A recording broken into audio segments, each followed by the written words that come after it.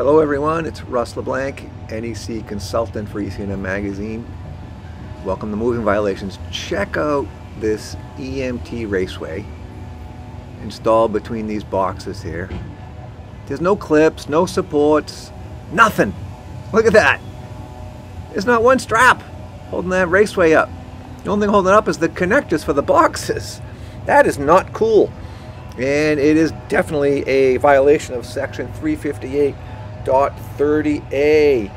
EMT must be securely fastened within 3 feet of each of these boxes, and then at intervals not exceeding 10 feet. But if you look close, there is not one clip anywhere to be found on this run of EMT. Hopefully it doesn't fall down.